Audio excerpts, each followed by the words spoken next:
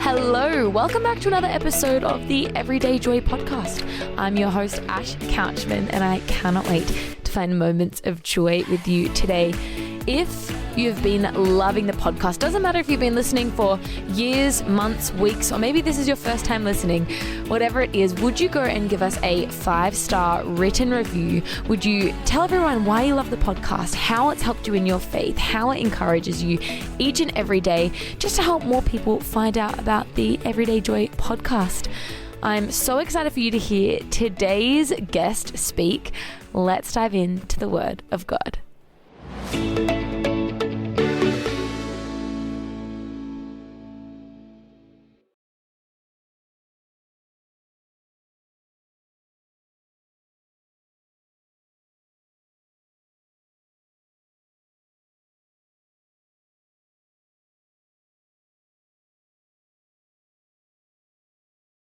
Have I not commanded you? Be strong and courageous. Do not be frightened, and do not be dismayed, for the Lord your God is with you wherever you go. Joshua 1 verse 9. Lovely, Kate. I'm so happy to have you on the potty all week long. Now, we were just kind of joking about it, but I will touch on it for a moment. You and I are both worship leaders. We both love to sing. Mm-hmm. You, however, are a singer, songwriter, producer, all the above. Tell me a little bit about your music songwriting journey. Ooh, I didn't ask you to do that, but I have for a long time wanted to write and record, but I really struggled with a lot of pride and a lot of insecurity, a lot of fear that I wasn't good enough. Yeah. And so I had this revelation. It was about 2017. I was in a songwriting session at church, or a songwriting class, and I got some feedback about how I could improve the song, and this ugly pride reared up in me. And in my mind, I was like, who are you to tell me that my song's not good? And I was like, ooh, that's not nice. I don't like that person within me. And I went on this journey of that I believed that if I got feedback that said I wasn't good enough or that my song needed work, then I wasn't good enough as a writer. And it was such the blessing of God to reveal actually my true insecurity. And then ever since then, I have been able to, I want to co-write and I want to get feedback, even though it's really difficult to put your art out there. Yeah. So that's been a fun journey. But so I've been releasing my own music, self-released, and obviously writing at church and being part of some of the music at the church that I go to. And just released a new EP called Church Pop, which is Christian contemporary. There's a great 80s track on there, a bit of a country tune. But I think most of all, again, we were talking last episode about this whole thing of sort of positivity and, that we've got joy for our lives, that we get to share that. And actually that's a lot of what the music's about. Like, how do I encourage women to believe what God says about them? So there's a kind of a big theme there. Incredible. And it's so much fun to do and crazy to take that risk and step out. But you know what I love is so many of us, and I'm sure there's so many people listening who go, man, I had this dream once and I thought about it and I felt like God was on it, but I was so afraid of what people would think, or I was so fearful, or I was so insecure, or for whatever long list of reasons why it didn't happen, we stopped ourselves from taking that step. And so was there something that helped you to take that step? Obviously you went through that moment, but what was the thing that was like this is it? And what helped you to kind of keep going? Great question. It was community. It was realizing that I shouldn't do this on my own. Even if I could, I shouldn't. Because doing it all on my own means that I'm the only one that celebrates. Yeah. I'm the only one that was a part of it. I'm the only one that wrestled it. And so if it succeeds or fails, it sits on me. But if I do it with others, I actually benefit from the strength, the experience, the expertise of other people, and then we all get to celebrate or commiserate together. And so that's been a huge change. And I started doing this when I was 35. Wow. So I went through those ideas of am I too old? Not that my goal is to have a Taylor Swift kind of world. I definitely don't want that. That's too much. And I don't think, to be honest, that we're made for that amount of glory and fame. I don't think it's good for us. But the idea of, Kate, you've got this dream. You've waited 9 or 10 years. When are you going to do it? And it was the key of community and collaboration. That is so, just that line you said about what did you say? You're like, even if we could do it on our own, probably shouldn't. We shouldn't. And I think that, you know, even like this verse that we're looking at today, talking about being strong and courageous, when I read it, I think about, one, yes, you need strength and courage in yourself, but we also need to get people around us that are going to cheer us on and lead us into that place of, when you slip and fall, or when you make a mistake, or when you have trouble, that there are people around you to help, like you said, celebrate, cheer you on, keep you going. Because like you and I are the first people to say life can be tough sometimes. And in those difficult days, you need other people around you to be able to help lift you up and encourage you. But what I love, I think, the most about this verse is, you know, it says, do not be frightened, do not be dismayed, for the Lord your God is with you wherever you go. And, you know, this verse is talking about Joshua and going into the promised land, right? And so they're all about to go in the promised land. They're freaking out because there's giants and all these other things. And like, this is what God promised us. And like your dream and like these things, we look at this promise. We look at these things that we think God's called us to, and we go, too big, too scary, too much. But we forget that God promises to be with us wherever we go. And I'm sure you felt that in creating music and doing everything, whether it's what you expected or what it wasn't. I'm sure you felt God on it. And I guess when you read this and when you read about God telling us to be strong and courageous, what comes to mind for you? There's so many options and so many moments, actually. So I tried to kind of pick a story. The thing that came to mind was this incredible moment that happened to me in Mexico. And I was on a missions trip and running a team over there. And they have in this place called Mazatlan. It was probably the most profound moment of my life. It was an out-of-body experience. And basically, you might have heard stories about Mexico. This is a pretty safe town where maybe there are 30 people over the year that have been murdered or by cartels or kind of things. But in the month that we were there in January, there were 30 people that there was a nightclub shooting. Whoa. And so there was this big week-long carnival, and we did this ministry, teams, evangelism, and all the churches were saying, it's too bad, it's scary, we shouldn't be doing it. And so the team leader running the mission evangelism experience said, all right, you need to go and you need to hear from God whether he's called you to be here, because we don't know what's going to happen. There is danger and you need to hear from God really clearly. Call your parents, like have a real sense of God's. And if you don't feel a real yes, you can stay here and help with food or do different things. But and so that was a pretty amazing. I can't even imagine if someone said, you know what, it's pretty crazy out there. You need to go pray right now. Because you might get killed.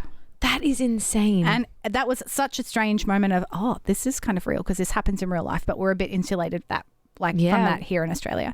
And there was a song out at the time, a Brooke Fraser song, Because You're With Me, I Will Not Fear. And so we were singing that out. And I really felt God said, Kate, yep, I want you to be here. And so it was that moment of they led us through, okay, we're going to give our lives away. God, here's my life, take it. You know, to live is Christ, to die is gain.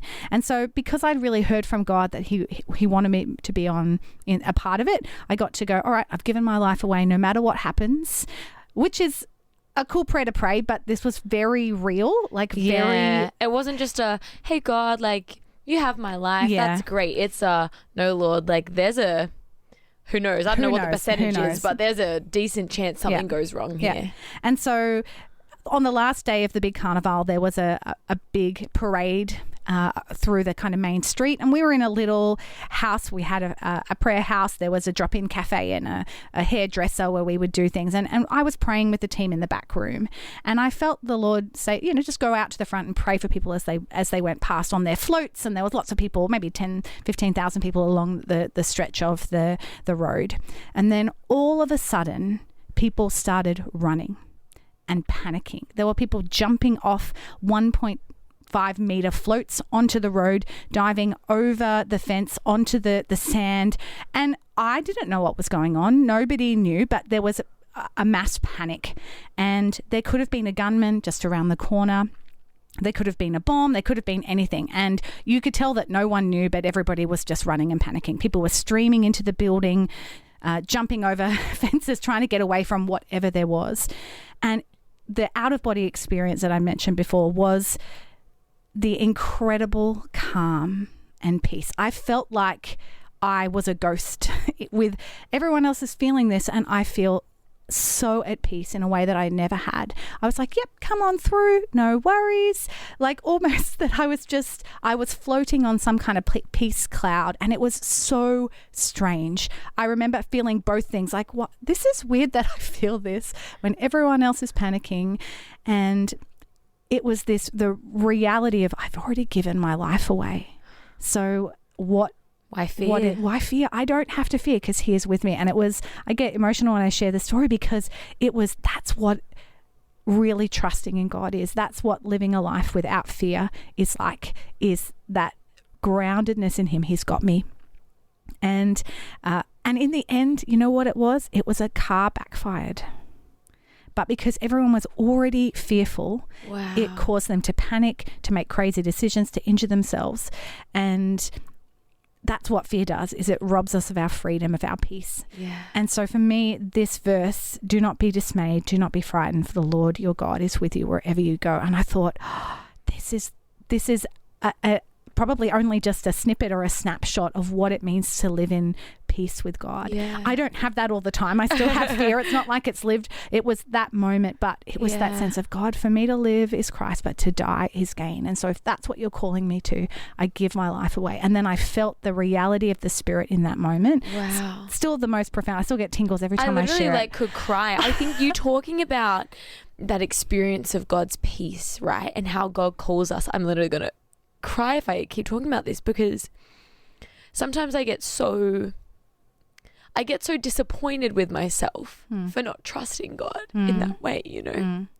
And I think hearing you show it like that, right, and hearing someone talk about offering their heart and their life in that way, and the fact that you see this happen in front of you and you're like, well, this is what I've signed up for, and yet still knowing that there was the peace of God and that you could trust him, it really challenges me about what really matters to me, do you know? And I don't want to get too emotional about it, because I just the crying podcast where it's just silence and like small noises. But I just think that we waste so much life being fearful. Yeah. And I waste so much life being fearful.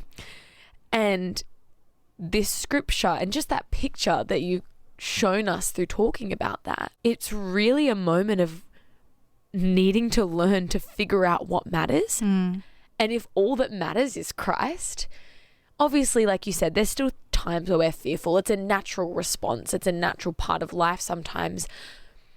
But I think this verse needs to be rooted in our hearts, that we don't need to be fearful, that we can trust that he is with us and going before us in everything. Okay, I just can't get over how insane that story is. Isn't it?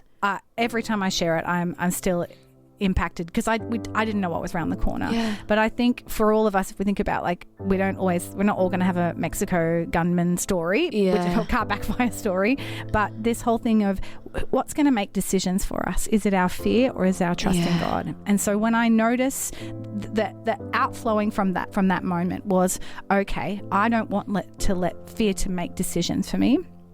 And so when I recognize that I'm fearful and that I'm making a decision out of that fear, I don't always do it, but I'm definitely more aware of, hold on,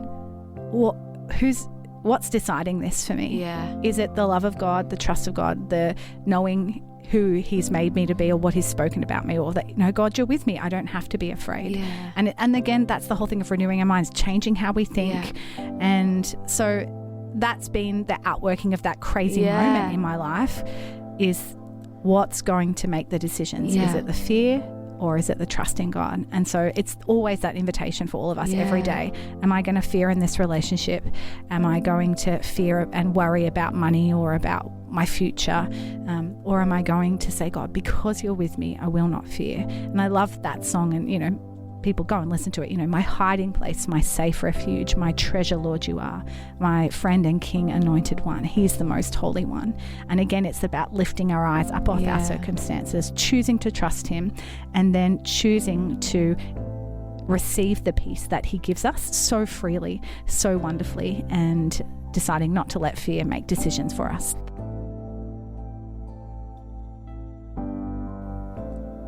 Have I not commanded you? Be strong and courageous. Do not be frightened and do not be dismayed, for the Lord your God is with you wherever you go. Like we said in today's episode, fear is a natural part of life, but God's presence is supernatural. He actually doesn't just command us to be strong and courageous. He equips us, just like Kate's incredible story today.